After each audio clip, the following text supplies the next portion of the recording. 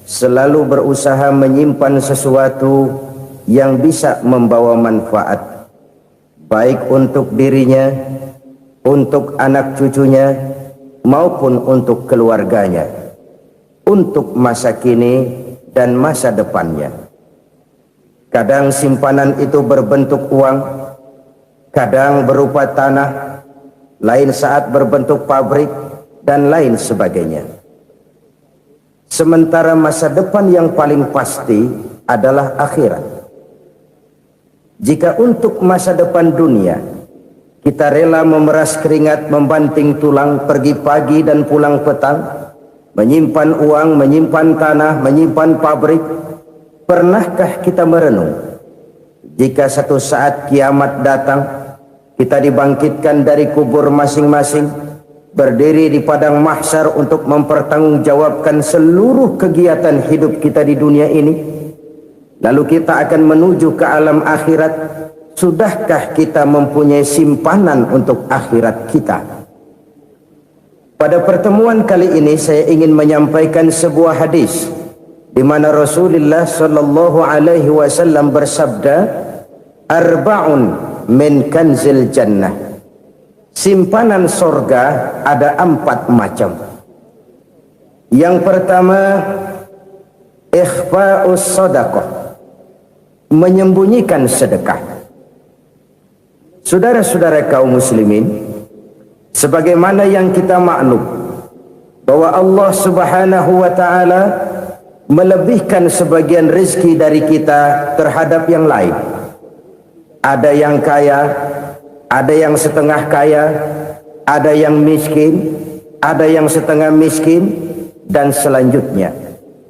Ada yang gajinya kecil tapi penghasilannya gede. Ada yang penghasilannya gede tapi nggak punya gaji. Ada juga yang memang gajinya gede dan penghasilannya gede. Kelebihan rezeki merupakan sunnatullah dan tidak harus membuat kita merasa lebih dari yang lain. Bahkan sebaliknya, kelebihan itu harus membuat kita ringan tangan untuk menolong mereka yang memang memerlukan pertolongan. Kalau saudara diberikan ilmu, maka pertanyaan akhirat cuma satu: ilmumu kau amalkan untuk apa? Kalau saudara diberikan umur yang panjang, pengadilan akhirat juga bertanya satu: umurmu kau habiskan di mana? Tapi kalau saudara diberikan harta, pengadilan akhirat akan bertanya dua: hartamu kau dapat dari mana? Kau belanjakan kemana? Dari mananya ditanya, dan kemananya juga ditanya. Oleh karena kita akan dimintakan pertanggungan jawab, maka amanah yang bernama harta ini harus kita gunakan dengan sebaik-baiknya. Ada penggunaan yang merupakan kewajiban, itu zakat namanya. Ada penggunaan yang sewaktu-waktu, itu infak namanya. Ada yang lebih sewaktu-waktu lagi, dan itu sedekah namanya. Zakat dia terikat oleh haul dan nisab, oleh putaran batas waktu dan ukuran dari harta itu sendiri. Sedangkan infak terikat oleh situasi dan kondisi perekonomian seseorang. Sedangkan sedekah tidak terikat dengan apapun. Dalam kondisi seperti apapun kita bisa melakukan sedekah dengan yang terkecil sekalipun. Sampai-sampai Rasulullah sallallahu alaihi wasallam mengajarkan, la tahqiranna minal ma'rufi syai'an walau an talqa akhaka biwajhin talik. Atau ada hadis, tabassumuka fi wajhi akhika laka shadaqah. Senyumanmu kepada temanmu adalah sedekah. Jadi untuk melakukan sedekah tidak harus dalam berbentuk uang. Dengan ilmu kita bisa sedekah, dengan tenaga kita bisa bersedekah, dengan pikiran kita bisa bersedekah, bahkan senyum kepada teman itu pun sedekah. Jadi kalau sedekah dengan uang memang belum punya uang, nyengir aja banyakin. Itu asal pada tempatnya, jangan lalu ketemu tiang listrik cengengesan. Tentu tidak pada tempatnya dan tidak wajar. Nah, sedekah yang paling dicintai Allah adalah sedekah yang disembunyikan. Artinya jauh dari sifat riya. Kan kadang-kadang ada orang sedekah itu disebutkan namanya, apa tidak bagus? Kalau memang niatnya ikhlas, ya bagus-bagus saja untuk memberikan sugesti kepada yang lain. Si Fulan bin Fulan nyumbang sekian, diumumkan. Boleh kalau niatnya untuk memberikan rangsangan kepada yang lain supaya dia menyumbang lebih besar dari orang tadi. Tapi kalau itu mendatangkan riya, maka sedekah yang paling dicintai Allah adalah sedekah yang disembunyikan. Tangan kiri saja tidak tahu apa yang diberikan oleh tangan kanan. Sedekah yang dilakukan dengan ikhlas akan merupakan perbendaharaan surga, tersembunyi dari pandangan orang lain, tidak seorang pun tahu. Karena memang sikap yang baik adalah melupakan kebaikan dan mengingat kesalahan. Itu salah satu ciri orang bahagia. Orang yang selalu mengingat kesalahannya dan berusaha melupakan segala kebaikannya.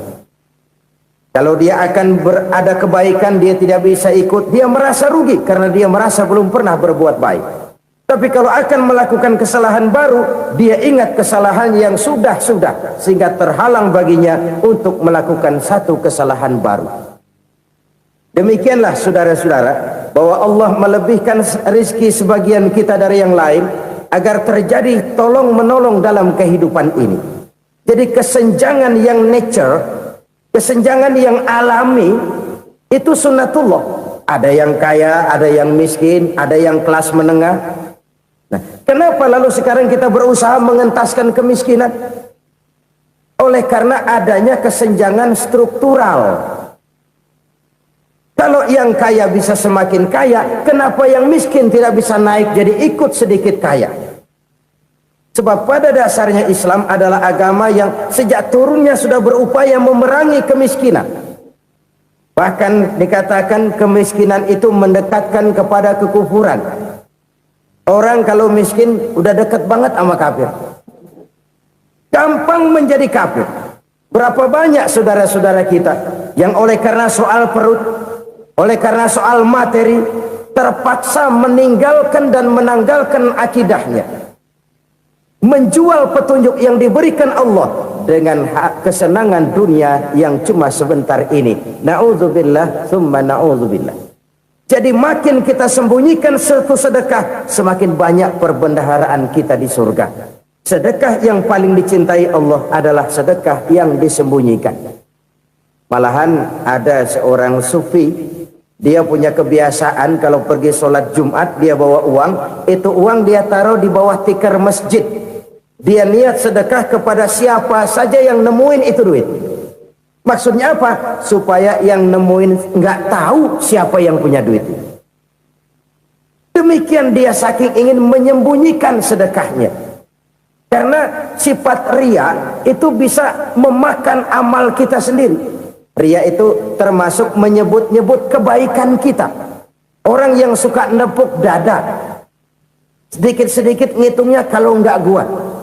Tuh kalau nggak gua tuh yang belas itu kalau nggak gua. Iya kalau nggak lu kenapa emang? Orang yang suka menepuk jasad, tuh biasanya memang begitu saudara-saudara. Kalau perang lagi berkecamuk, orang nggak sempat ngaku jadi pahlawan. Tapi begitu perang selesai, yang kagak kenal bedil ngaku pahlawan, mas. Itu sesuatu yang biasa. Oleh karenanya, orang-orang yang ikhlas dalam bersedekah, disembunyikannya sedekah itu, Allah cinta betul. Malahan ada hadis memberikan jaminan, inna sedaqatal mar'il muslimi tazidu fil umri wa tadfa'u mitatas su'i. Sesungguhnya sedekahnya seorang mukmin tazidu fil umri, bisa menambah umur panjang, wa tadfa'u mitatas su'i, dan menyelamatkan manusia dari mati secara su'ul khatimah. Jadi siapa yang kepengen panjang umur, banyaklah sedekah. Yang bosan hidup, pelit terus.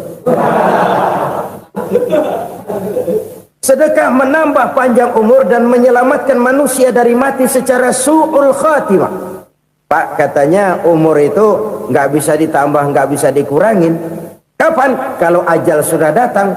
Fa idza jaa ajaluhum la yastakhiruna sa'atan wa la yastaqdimun. Kalau ajal datang tidak bisa dimajukan, tidak bisa dimundurkan. Itu kalau ajal sudah datang. Tidak bisa lagi umur ditambah dikurangi, sudah datang. Tapi kalau belum datang, itu kan haknya Allah. Mau ditambah, mau dikurangi, hak prerogatif Allah. Sebagai pencipta manusia, Allah maha kuasa dan maha mampu. Sedekah ini menambah panjang umur dan menyelamatkan manusia dari mati secara su'ul khatimah. Itu orang mati kan sama ya, kondisinya mati, nggak nafas. Tapi hakikat mati kan lain-lain. Ada yang mati itu husnul khatimah, baik akhirnya. Misalnya lagi ngaji mati, lagi sholat mati, lagi sedekah mati. Ini yang dinamakan dengan husnul khatimah, baik di akhirnya. Sebaliknya ada yang su'ul khatimah, jelek di akhirnya. Ini yang jadi catatan akhir. Lagi nyekek botol, mampus. Lagi banting kartu, modar. Su'ul khatimah, jelek pada akhirnya. Sedekah menyelamatkan manusia dari mati secara su'ul khatimah. Dan kita semua kepengen mendapat husnul khatimah, jauh dari su'ul khatimah. Oleh sebab itu yang bisa menyelamatkan kita dari penyakit itu antara lain adalah sedekah yang disembunyikan, yang dikerjakan dengan ikhlas karena Allah, tidak karena kepengen dipuji orang, tidak karena ingin dikatakan orang pemurah. Sebab orang dermawan itu orang yang memberi tanpa harus diminta. Kalau masih harus diminta, ya belum dermawan namanya, masih harus diminta. Kalau nggak diminta ya tulus, lolos, polos. Saudara-saudara kaum muslimin rahimakumullah, harta adalah amanat dan akan kita pertanggungjawabkan. Allah melebihkan rizki sebagian kita dari yang lain agar kita saling tolong menolong, bantu membantu. Nabi janjikan siapa yang meringankan beban saudaranya muslim di dunia, Allah akan meringankan bebannya di akhirat nanti. Sebuah jaminan dari baginda Nabi.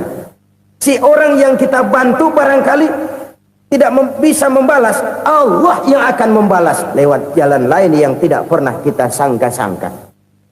Ada orang tanya, Pak, ini ada orang nyumbang masjid sambil marah-marah, bagaimana? Saya bilang sumbangannya aja ambil, marahnya jangan. Marahnya jangan diambil, itu urusan dia. Saudara-saudara kaum muslimin rahimakumullah, umat Islam ini kan umat yang punya potensi besar. Kadang kita merenung, kenapa kadang-kadang pembangunan masjid kok lambat sekali? Kalau hotel hari ini peletakan pertama, bulan depan peresmian. Supermarket hari ini peletakan batu pertama, minggu depan peresmian. Tapi kalau sudah yang namanya masjid, kadang-kadang peletakan batu pertama sekaligus jadi batu terakhir. 3 tahun, 4 tahun, campur nebar jalak di jalanan, duit dijaring kayak ikan sepat. Apa tidak ada orang Islam yang kaya? Banyak. Apa tidak ada pengusaha muslim yang jadi konglomerat? Ada. Lalu yang belum banyak itu yang komit terhadap nilai-nilai agamanya. Akhirnya kita jatuh jadi umat yang lemah.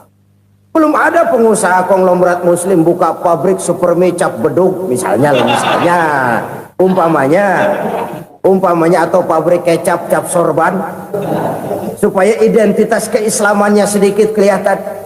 Kita jatuh jadi umat yang lemah karena potensi tidak terinventarisir dengan baik. Kita ini ibarat kompor yang cuma matengin nasi orang lain. Potensi kita dimanfaatkan oleh orang lain.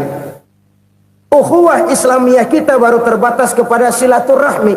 Ukhuwah di bidang ekonomi kita lemah, ukhuwah di bidang kebudayaan kita lemah, apalagi ukhuwah di bidang politik kita lebih rapuh lagi. Padahal ukhuwah itu adalah totalitas kehidupan manusia, menyangkut ipolek sosbud, memerlukan nilai-nilai ukhuwah. Jadi oleh karena itu mari kita menyadari di dalam harta kita, walaupun kita yang cari, pergi pagi, pulang sore, peras keringat, banting tulang, di sana ada harta anak yatim. Di sana ada hak masjid. Di sana ada hak pesantren, di sana ada hak jihad. Berbahagialah seseorang apabila dia oleh Allah dijadikan keran. Keran itu menyimpan air, tapi tidak untuk dirinya, tapi disalurkannya kepada mereka yang memang memerlukannya. Saudara-saudara kaum muslimin rahimakumullah, ini yang pertama. Jadi perbendaharaan surga adalah menyembunyikan sedekah. Orang lain nggak tahu, kita pun nggak pernah ngitung-ngitung. Kita anggap lewat begitu saja, padahal itu deposit akhirat. Satu. Yang kedua, perbendaharaan surga itu apa? Wa kitmanul musibah, menyembunyikan kesulitan. Kadang orang takut menghadapi kesulitan, tapi makin kita merenung, hidup ini kan sebenarnya urusan. Takut sama urusan, ya jangan hidup. Tandanya orang hidup itu kalau punya urusan. Urusan melupakan problem, problem sering menimbulkan kesulitan. Kesulitan bukan untuk ditakuti, tapi untuk diatasi dan dicarikan jalan keluarnya. Siapa sih orangnya yang nggak pernah sulit-sulit? Makin tinggi status sosialnya, makin gede urusannya. Makin tinggi kualitas imannya, makin berat tingkat kesulitannya. Cuma memang yang namanya enak itu seperti pelangi. Biang lala itu nggak pernah di atas kepala kita, di atas kepala orang melulu. Lo sih enak lo, kata kita. Dia juga bilang yang enak kan lo. Pelangi itu nggak pernah di atas kepala kita. Kata tukang beca, aduh enak ya naik Mercy. Kata tukang beca, apa yang di dalam mobil Mercy? Aduh enak bener tukang beca, di jok ngeringkuk ngorok pulas bener. Saya kamar pakai AC, sejuk, tempat tidur sutra, empuk, alga, spring bed, gula kulik, nggak bisa pulas kalau belum minum Valium, belum tidur. Enak bener tukang beca, di jok ngorok nggak tahu wetan kulon. Si tukang beca bilang yang di Mercy enak, yang di Mercy bilang tukang beca enak. Inilah enak, nggak pernah di atas kepala kita, di atas kepala orang lain melulu enak itu. Nah, saudara-saudara, yang merupakan perbendaharaan surga itu orang yang bisa menyembunyikan kesulitan, baik pribadi ataupun rumah tangga. Nih terutama rumah tangga yang jadi soalnya. Kadang-kadang kita ini kalau senang, sebaliknya kalau senang kita diam, kalem aja, cuek. Banyak banget duit kita bawaan, diam aja udah. Malah ketemu orang takut. Tapi begitu susah, sekampung tahu. Padahal Nabi mengajarkan perbendaharaan surga itu menyembunyikan musibah, menyembunyikan kesulitan. Kalau enak, cerita sama orang-orang. Kalau nggak enak, rasain sendiri, tekan sendiri, atasin sendiri. Kita kan sebaliknya, senang kita diam, asal lagi susah, paling tidak kita nyari teman buat cerita kesusahan. Siapa orangnya yang nggak pernah susah? Cuma soalnya bagaimana kita mengatasi kesusahan itu sendiri. Begitu juga misalnya kalau orang sudah berumah tangga, itu orang tuanya harus menjadi tempat dia cerita yang enak-enak saja. Yang nggak enak rasain berdua, selesaikan berdua, atasin berdua. Jangan dibalik. Asal senang diam, giliran susah saja. Maknya laporan. Terbalik. Bisa menjaga security informasi. Maka nama bayam keluar diam, malah seluitan. Enak amat lo makan daging ayam. Security informasi. Saudara-saudara kaum muslimin rahimakumullah. Ujian yang terberat itu yang pernah diberikan kepada para nabi, para rasul, para aulia, para ulama. Makin tinggi keimanan, makin berat bentuk kesulitan. Ayo saya kemukakan satu contoh saja. Ada seorang nabi yang kaya, nabi kaya, namanya Nabi Ayub. Iblis kalau orang begini kan kekip, ibadahnya rajin, kaya. Nih yang kayak begini susah digodain. Kalau ibadahnya rajin, miskin, kali bisa disogok. Sini imannya mantap, ibadahnya rajin, kaya, nabi lagi. Oh, tapi namanya iblis, nggak kurang akal. Laporan, Tuhan, kenapa Les? Ya ini bahasa saya, bahasa Qurannya sih nggak gitu. Itu hambamu yang namanya Ayub, dia rajin ibadah cuma karena dikasih kaya aja. Coba kasih miskin dia, berhenti dia sembahyang. Ah, kamu bisa aja. Saya tahu Ayub itu hambaku yang ikhlas. Saya buktiin Tuhan, silahkan. Dibuktiinlah, iblis turun ke alam ini. Yang mula-mula dia lakukan, dia rusak sawah ladang Nabi Ayub. Dia binasakan binatang ternak Nabi Ayub. Sehingga dalam waktu singkat, jatuhlah Nabi Ayub dari orang paling kaya jadi orang paling miskin. Beliau masih ibadah di mihrab dalam masjid. Datang iblis. Saudara Ayub, ya, lagi ngapain? Ibadah. Nyembah Allah, nyembah Allah. Oh, percuma. Kenapa? Tuhan yang ente sembah nih, dia udah bikin miskin ente. Sawah ladang ente hancur lebur, binatang ternak binasa. Sekarang ente jadi orang paling miskin. Ngapain nyembah Tuhan kayak begitu? Tekor. Udah berhenti dah ibadah, berhenti ibadah. Ini iblis sama Tuhan laporannya lain, yang dikerjakan kepada Nabi Ayub juga lain. Benar begitu iblis kata Nabi Ayub? Iya, sawah ladang saya habis, buras. Binatang ternak saya binasa, binasa. Saya miskin, bangpak. Apa jawab Nabi Ayub? Bukan innalillahi, ya ini hebat. Alhamdulillahillazi a'tani wa akhza minni. Segala puji bagi Allah yang telah memberikan harta kepada saya dan sekarang mengambilnya lagi. Alhamdulillah. Allah yang ngasih, Allah yang ambil. Itu mah urusan Allah. Iblis cuman ibadah jalan terus, sujud lagi Nabi Ayub. Iblis seleher gondok banget. Dasar Nabi nggak mempan dia apa-apain. Miskin malah alhamdulillah. Allah yang ngasih, Allah yang ngambil. Jadi kalau kita tidak komit, kita tidak terikat kepada kaya, miskin, senang, susah, apa yang bisa bikin kita susah? Jadikan kekayaan, kemiskinan, jadikan senang, susah sebagai anak buah yang bisa kita atur. Jangan kekayaan ngatur kita, jangan kemiskinan ngatur kita. Kita yang harus mengatur mereka. Senang, susah, kaya, miskin, bahagia, sengsara, jadikan itu anak buah yang bisa kita atur. Kalau sekarang kita kaya, lain saat boleh jadi kita miskin, semiskin-miskinnya. Allah yang ngasih, Allah yang ngambil. Tenaga mana yang bisa menghalangi? Ibadah jalan terus. Iblis makin gondok. Dasar Nabi loh. Akhirnya apa? Nabi Ayub dikerjain, diberikan penyakit. Demikian fatal penyakitnya. Bayangin, udah miskin sakit. Masya Allah. Miskin sakit. Sakitnya nggak lama, kira-kira 16 tahun. Istrinya 3, 2 mental minta ceraiin. Ngerawatin laki bengek begini. Senang belum tentu, susah udah pasti nih. Cerai aja, cerai dah. Cerai.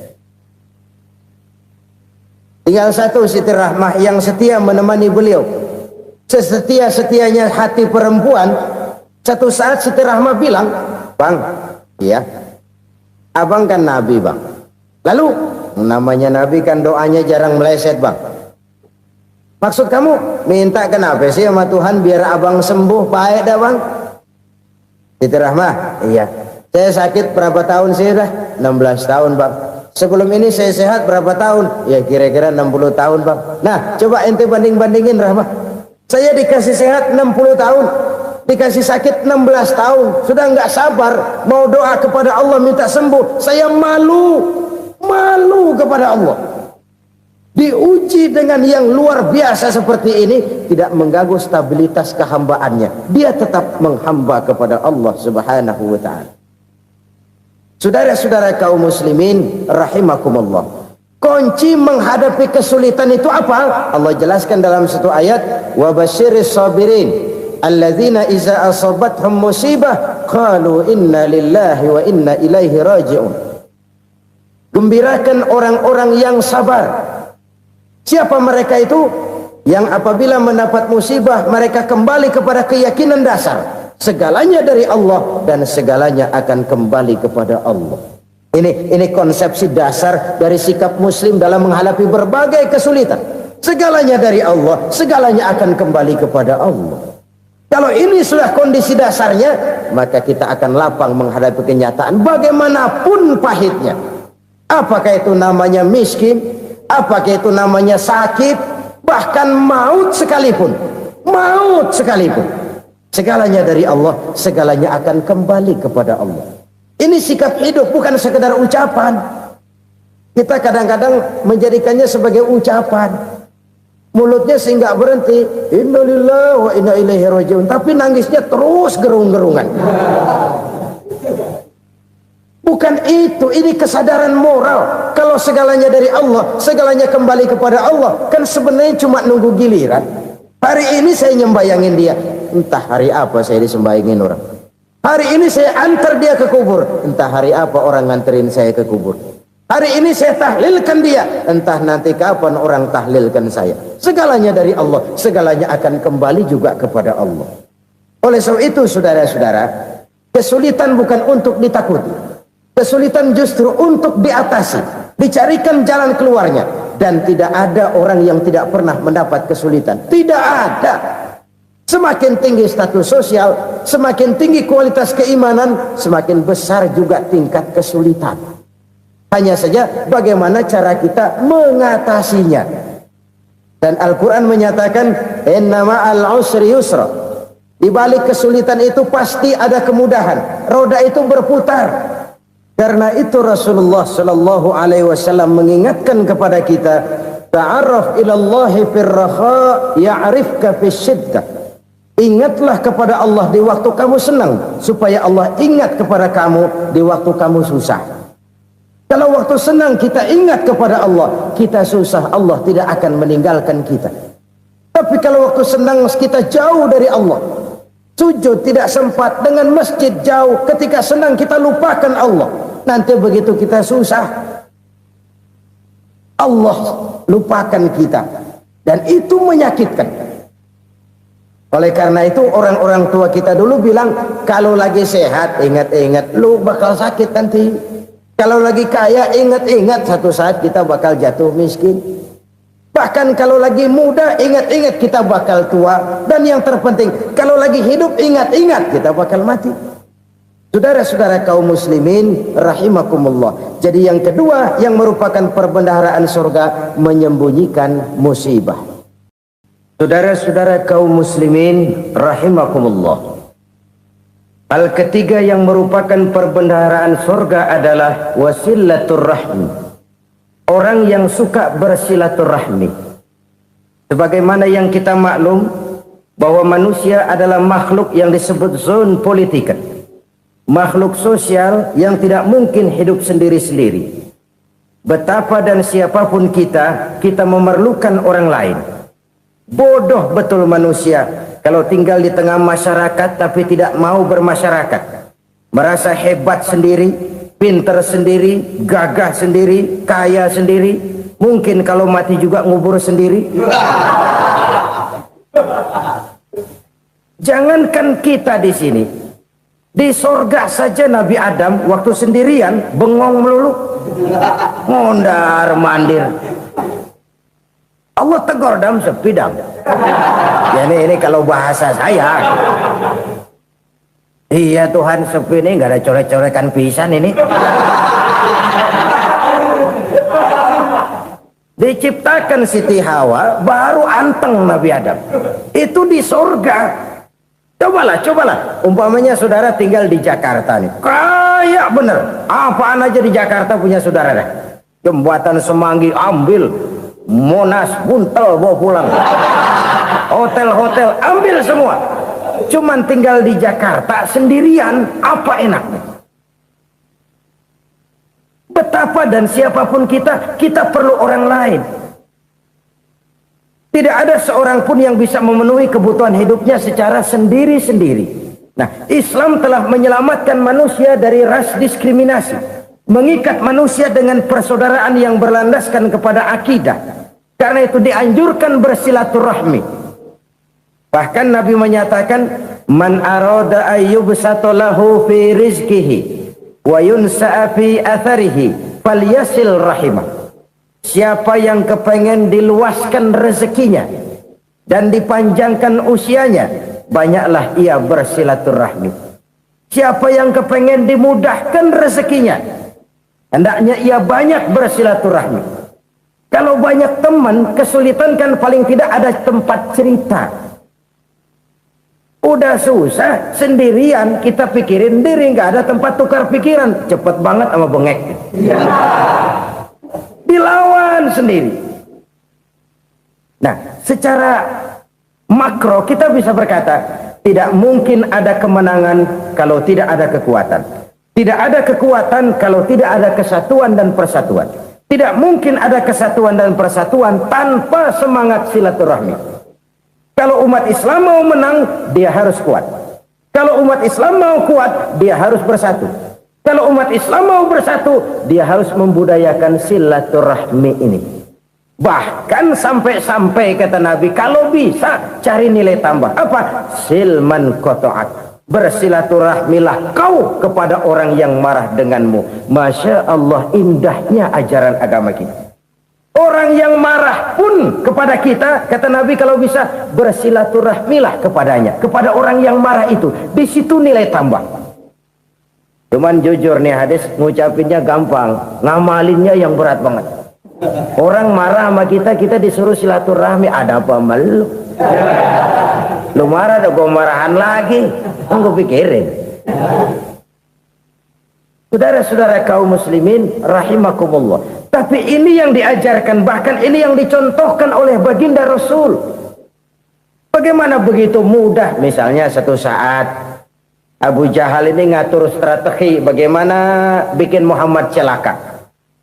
Dia gali lubang di depan tempat tidurnya. Dia tutupin daun korma. Terus dia panggil seseorang, ke sini. Kasih tahu Muhammad, pamannya sakit keras, minta ditengokin. Berangkat orang ini ke sana. Muhammad, labbaik. Pamanmu sakit keras, dia minta ditengokin. Baik, saya akan datang menjenguk beliau. Berangkatlah Nabi ke rumah Abu Jahal tanpa prasangka apapun. Abu Jahal udah pasang setil, selimut 3 rangkap setengah dipakai, persis kayak orang meriang. Tapi sembari ngintip dari balik selimut, begitu Muhammad buka pintu, nah masuk perangkap nih. Muhammad jalan menuju tempat pembaringan. Makin lama makin dekat, makin lama makin dekat, makin dekat ke lubang yang dipasang oleh Abu Jahal itu. Dalam hati Abu Jahal, terus dah jatuh, mampus dah lo ini. Mampus lo hari ini nih. Apa yang terjadi? Malaikat Jibril datang. Muhammad, pamanmu cuma pura-pura sakit. Di depan tempat tidurnya ada lubang perangkap supaya kamu jatuh ke situ. Sudah, kamu pulang. Balik kanan Nabi. Sudah hampir jatuh ke lubang, balik kanan, pulang. Bayangin kecewanya Abu Jahal. Muhammad dikit lagi, Muhammad dikit lagi. Enggak, paman, saya pulang aja. Emosi bangun dari tempat tidur, enggak sadar kalau lagi pura-pura sakit. Lompat ngejar Nabi, dia lupa dengan lubang yang dia gali.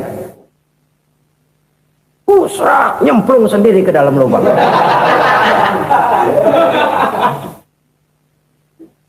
Nabi terus berlalu. Ini terjadi keanehan. Jatuh ke lubang yang dia gali itu sebenarnya nggak terlalu dalam ya, antara 3-4 meteran lah. Tolong, saya jatuh ke lubang ini. Datanglah pelayan-pelayannya itu. Angkat saya dari sini. Oh, yang ngulurin tambang. Satu gulung, belum juga nyampe itu tambang. Kurang, beli lagi ke warung. Sambung, ulur lagi, nggak juga bisa sampai. Wah, ini kerjaan Muhammad ini. Tolong, siapa salah seorang kamu ke rumah Muhammad, kasih tahu encangnya kecebur. Minta ditolongin. Sampaikan kepada Rasul. Kenapa?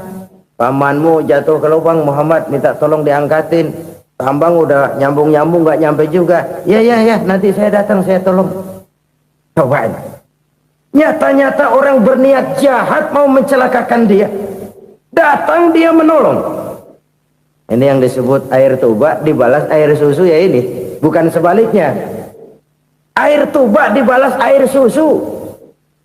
Paman, kecebur ya? Iya Muhammad, tolong ini. Pegang tangan saya. Nabi ulurkan tangannya. Nyampe. Dipegang oleh Abu Jahal. Diangkat ke atas. Sampai atas. Apa kata Abu Jahal? Sihirmu memang hebat Muhammad.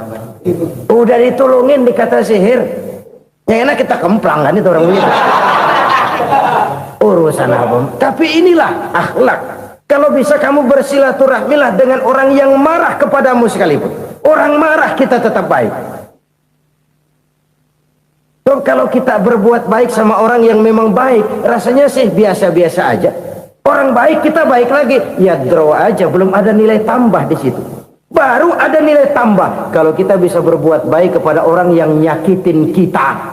Itu namanya kita setingkat di atas dia. Dia sakitin kita, kita berbuat baik sama dia. Dia pelit sama kita, kita baik sama dia. Dia marahin kita, kita deketin dia. Di situ kita punya nilai tambah. Jadi siapa yang ingin diluaskan rezekinya kata Nabi dan dipanjangkan umurnya, hendaklah ia banyak-banyak bersilaturahmi. Sederhana sebenarnya silaturahmi, tapi silaturahmi membangkitkan semangat kesatuan dan persatuan. Kesatuan dan persatuan melahirkan kekuatan. Dalam matematika 1 ditambah 1 pasti 2. Tapi di tengah masyarakat 1 orang takut ditambah 1 orang takut, hasilnya jadi 2 orang setengah berani. Kenapa setengah berani? Karena udah berdua. Tadi pan takut sendirian. Kalau dia kumpul turu-turu takutlah jadi berani. Kita yang lemah, kita yang tidak berdaya, kita yang miskin, kalau mau kompak bersatu, apa yang nggak bisa kita kerjain? Apalagi tinggal di kota besar, pilihan cuma 2. Bertahan atau minggir. Bertahan atau minggir. Untuk bisa bertahan harus mampu bersaing. Untuk mampu bersaing harus punya keahlian. Keahlian harus ditunjang dengan pendidikan, ditambah oleh kekompakan sebagai umat. Udah miskin mencar mulu, orang injek kita. Orang nggak pandang urusan apa malu.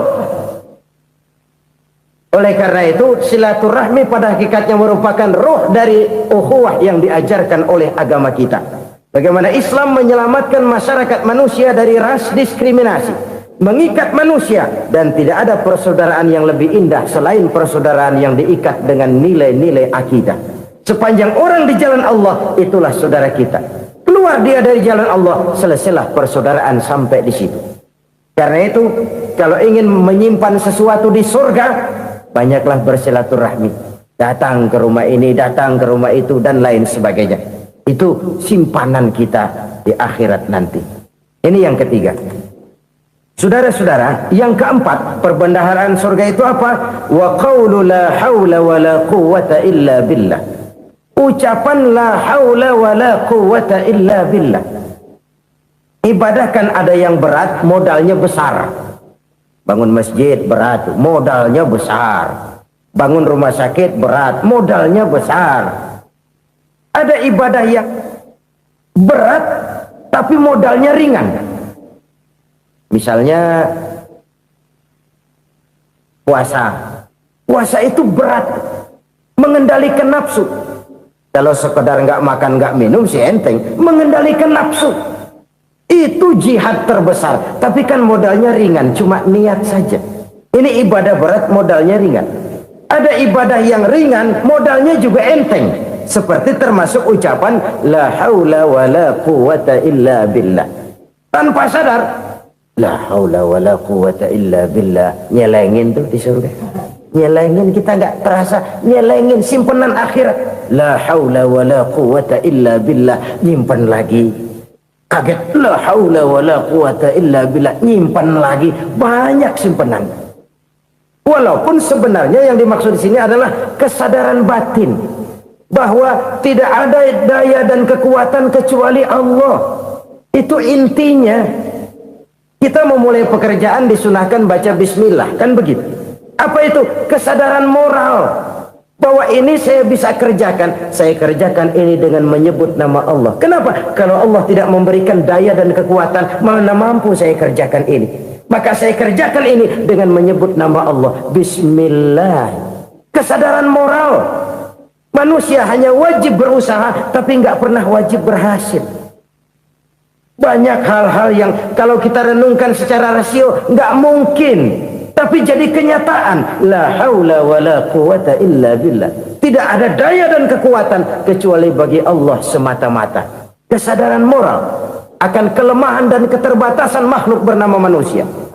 Kadang kita kagum dengan otak, tapi kita sering lupa sama yang bikin otak. Padahal bagaimanapun hebatnya otak, yang bikin otak pasti lebih hebat dari otak. Nggak percaya, silahkan otak-otakan. Inilah kecenderungan. Kita kagum dengan pesawat-pesawat mutakhir, bukan main, besi gede banget terbang itu. Alangkah hebatnya. Lalu apa yang bikin otak tidak lebih hebat dari itu semua? Kita puji laut, apa yang bikin laut tidak lebih hebat dari laut itu? La haula wa la quwata illa billah. Tidak ada daya dan kekuatan kecuali Allah. Apa yang bisa kita lakukan kalau tidak karena daya dan kemampuan yang diberikan oleh Allah kepada kita? Lahirlah sikap tawadu, rendah hati, tidak melonjak menjadi angkuh dan sombong, sadar akan kelemahan dan keterbatasan diri. Sebagai makhluk yang diciptakan oleh Allah Subhanahu wa ta'ala. Jadi satu sisi ini ucapan yang berpahala, la haula, jadi wiridan. Pada sisi lain ini kesadaran moral, sikap mental, kesadaran batin, bahwa yang punya daya dan kekuatan itu cuma Allah. Kita nggak pantas untuk sombong, sebab sombong itu pakaiannya Allah. Kita nggak sedang pakai pakaian Allah, kegedean. Dan makin kita renungi, makin terbentur. Apa sih yang bisa kita sombongin? Kita mau sombong apa? Kaya? Pintar? Itu kan semua relatif. Di atas langit masih ada langit lagi. Jadi oleh karenanya, marilah kita menyadari. Manusia hanya wajib berusaha, tapi tidak pernah wajib berhasil. Yang berusaha saja tidak wajib berhasil, apalagi yang tidak berusaha. Islam bukan agama orang pemalas yang selesai sholat lalu endelohom, enggelenggem ayem-ayem. Tapi Islam bukan agama orang sombong yang setelah berusaha lalu tidak memerlukan Allah. Kita bisa saja bikin proyeksi, tahun sekian kita bakal panen besar menurut perhitungan otak. Tapi ada kejadian lain. Apa? Tikus ngambek. Habis itu dimakanin tikus, panen gagal. Proyeksi rasional gagal oleh tikus-tikus yang ngambek itu. Bisa saja terjadi. Tahun depan kita panen besar, urung. Kenapa? Musim panas panjang. Dan sekarang ini koran-koran bikin berita musim mengalami penyelewengan. Bukan cuma manusia yang nyeleweng sekarang. Musim pakai nyeleweng. Mestinya kan musim hujan udah selesai, masih hujan-hujan juga. Musim. Nah sekarang kita boleh bikin proyeksi, kita bakal panen besar. Tahu-tahu musim panas panjang, sawah retak, air kering. Cari teknokrat yang paling botak, suruh pendekin tuh musim panas. La haula wa la quwata illa billah. Inilah kesadaran moral. Saudara, saya teringat satu saat ada seorang konglomerat. Umurnya ya kira-kira 70-an. Satu saat dia ditanya oleh wartawan, "Pak, umur Bapak berapa sih?" "Ya paling 10 tahun." 10 tahun? 10 tahun? Anak Bapak berapa orang? Satu saja? Satu. Harta Bapak berapa? Ya paling-paling bangsa 7 juta kali. 7 juta? Iya. Pak, kenapa Bapak bohongi saya? Bapak punya buku biografi. Koran-koran, majalah-majalah banyak memuat cerita riwayat hidup Bapak. Saya tahu umur Bapak 70. Kenapa bilang cuma 7 tahun? Saya tahu anak Bapak 8. Kenapa cuma bilang 1? Saya tahu harta bapak miliaran, mungkin triliunan, pabrik di mana-mana, bank di mana-mana. Kenapa bilang uang bapak cuma 7 juta? Nah, kata si konglomerat tadi, kamu benar nak, kamu benar. Umur saya kalau jumlahnya memang 70 nak. Cuman ingat-ingat saya, baru 7 tahun terakhir ini saya sujud. Baru 7 tahun terakhir ini saya berusaha dekat dengan Allah. Saya laksanakan perintahnya, saya jauhi larangannya. 7 tahun inilah rasanya yang ada nilainya di hadapan Allah. Yang 63 tahun matong, kelabu, kelem umur gue. Habis untuk maksiat, untuk munkarat. Maka ketika ditanya tadi, umur saya 7 tahun itu. Oh begitu Pak. Oh iya. Lalu anak Pak, anak bapak kan 8. Kenapa bilang cuma 1? Nah, kalau jumlah hitungannya memang anak saya 8. Tapi dari 8 orang ini rasanya cuma 1 nih yang bakal jadi buah hati, belahan jantung, pelanjut cerita, penerus sejarah, bakal jadi anak soleh yang akan mendoakan saya. Cuma 1 rasanya anak saya ini yang bakal jadi buah hati saya, besar-besaran saya, yang akan mendoakan di kubur saya, yang akan mendoakan di akhirat saya. Yang 7 orang mana, masya Allah, yang atu tenggeng, yang atu nyekek botol ngolo, yang atu nggak karu-karuan. Makanya saya bilang 1 anak saya yang akan bisa mendoakan saya. Oh begitu Pak. Iya. Nah harta Pak, harta bapak kan triliunan, pabrik bapak di mana-mana, uang bapak hampir di tiap bank-bank besar. Kenapa bilang cuma 7 juta? Betul kau nak. Harta saya kalau jumlahnya memang miliaran, triliunan mungkin. Tapi yang saya ingat baru 7 juta tuh yang saya belanjakan di jalan Allah. Saya nyumbang masjid, saya santuni yatim piatu, saya bantu pembangunan pesantren, saya bantu pembangunan rumah sakit Islam. Itu yang akan saya bawa pulang ke akhirat, yang 7 juta itu. Yang triliunan itu nanti akan diperebutkan oleh anak-anak saya sebagai waris saya. Jadi harta saya 7 juta itu yang bakal nemenin saya di akhirat, yang akan saya bawa pulang jadi teman saya. Saudara-saudara kaum muslimin, jangan-jangan orang tua itu adalah kita-kita ini. Jangan-jangan kita-kita ini adalah orang tua itu. Jangan-jangan itu potret dari diri kita masing-masing. Dari sekian umur yang diberikan Allah, berapa tahun yang ada nilainya di hadapan Allah? Dari sekian anak-anak yang merupakan amanah, berapa yang akan mendoakan kita sebagai orang tuanya menjadi anak soleh? Dari sekian banyak harta yang diberikan Allah, berapa yang akan kita bawa pulang menghadapnya nanti, yang kita belanjakan di jalan Allah? Ini sebuah potret kehidupan. Karena itu kita kembali kepada la haula wa la quwata illa billah. Kita wajib berusaha, kita wajib berikhtiar. Selebihnya segala daya dan kekuatan hanya milik Allah saja semata-mata. Satu kesadaran batin dari setiap pribadi muslim. Setelah ia berusaha dan berikhtiar, ia menyerahkannya kepada Allah Subhanahu wa ta'ala. Jadi satu sisi ini merupakan wiridan ucapan yang mengandung pahala, pada sisi lain ini merupakan sikap batin dari seorang muslim di dalam ia menghadapi realitas kehidupan ini. Saudara-saudara kaum muslimin rahimakumullah, kalau ini kita jadikan satu basis kehidupan, maka ini akan menyelamatkan manusia dari kemungkinan tergelincir menjadi orang yang lupa diri dan lupa darat. Sebab itu Imamul Ghazali berpesan, jadidis safinah fa innal bahra amiq, wa khuziz zad fa inna safara ba'id, wa khaffifil hamla fa innal hamla sadid. Perbarui selalu kapalmu karena lautan sangat dalam. Bawa bekal yang banyak karena perjalanan ini sangat jauh. Ringankan beban karena kebanyakan beban akan menyakitkan. Alangkah indah kalimat ini, alangkah dalam makna yang terkandung di sana. Perbarui selalu kapalmu karena lautan sangat dalam. Apa artinya ini? Jaga mentalmu baik-baik. Pelihara imanmu baik-baik karena hidup penuh cobaan seperti lautan. Kita kalau berlayar di lautan kan kadang-kadang tenang, angin bertiup sepoi-sepoi basah. Jika malam datang bintang gemintang bertabur menghias cakrawala. Rembulan memantulkan sinarnya dengan indah. Dalam keadaan begitu berlayar enak.